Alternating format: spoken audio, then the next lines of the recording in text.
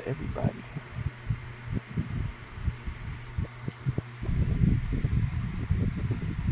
See,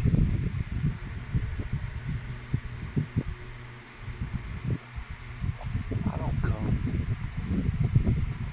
to be y'all adversary. Satan has not possessed me to attack y'all.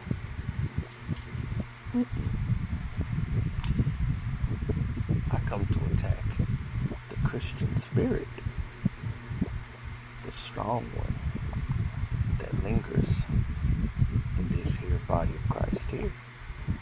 That's it, that's all.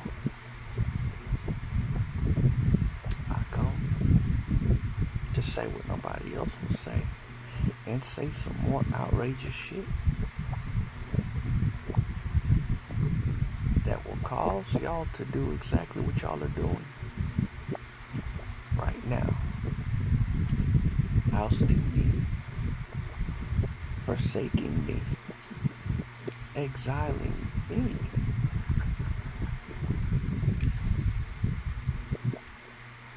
Now where's the love? Where's the grace? Where's the peace? Mm, mm, mm. I want to tell y'all something. Y'all might want to listen to this. Do y'all understand that it is a miracle that we are even believing, truly believing, in this time that we're in? Did y'all ever just think to ponder on that? See, what y'all need to understand is the early ecclesia to whom Paul's letters were addressed. I'm putting an emphasis on that part. They knew Paul. They met Paul. They walked with Paul. They talked with Paul. They ate with Paul.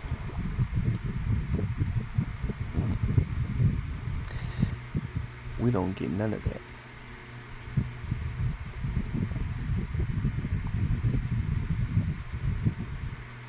Yet here we are believing. And see, when I say that our evangel has greatly progressed, I don't think y'all really understand. It's tremendously progressed. While everybody's worried about these doctrines and stuff, which, again, I come to attack, and they do need to be addressed. I think the biggest thing people are missing that I'm trying to show them is that our grace is higher. Our justification is higher. So when I say that many of those exhortations Paul was leaving the early ecclesia are obsolete, I know what I'm saying is true. Because we are living in the most wicked time of the most wicked eon, under the most wicked lies and most heavy demonic oppression.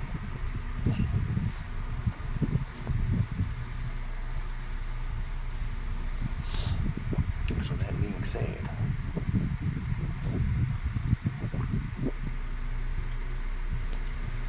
we are being given much more grace and mercy than even the early ecclesia. Did y'all ever think about that? But no, I'm the bad guy, right? I'm the adversary. I'm Satan's messenger, right? Wrong.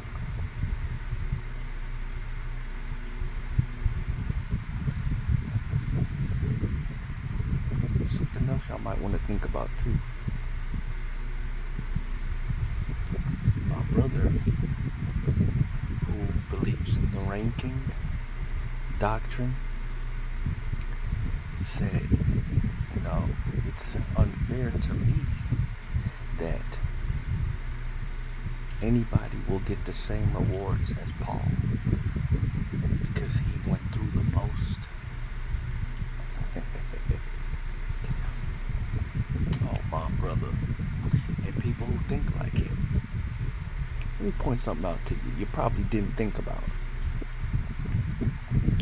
With all the hell that Paul brought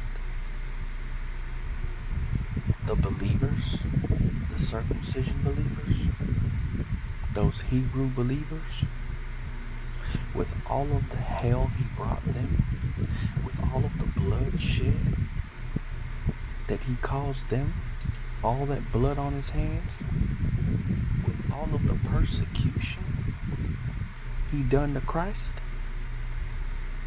Paul ought to be happy that Christ did not end him,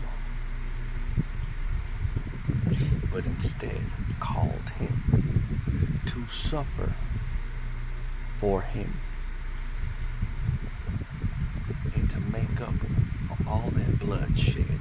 Because see, that's precious blood that was shed.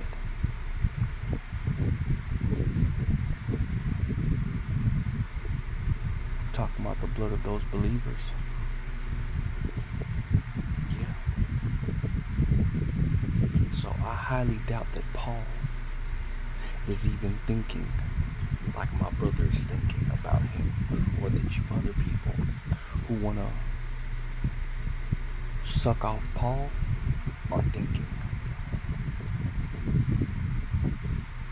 Paul knew very well, not only was he unworthy for such a calling, but he was shown the greatest mercy by our Father to be able to suffer for Christ and spread our evangel, his evangel, to the nations and to anyone else who would listen. Y'all never thought about this. But see, I think very hard and very carefully about everything. So Paul surely would have no qualms about receiving the same rewards that I receive and that everybody else in the body of Christ will receive. That man was thankful that God did not end him without first calling him to use him and to have mercy and grace on him. Again, everybody thinks that they are more loving than God. They are more loving than Christ, or God rather. Everybody thinks they're more loving than God is. You're not. You're not more loving than God. You're not more caring than God. And you don't have as much wisdom as he does. So, you would do best to hush.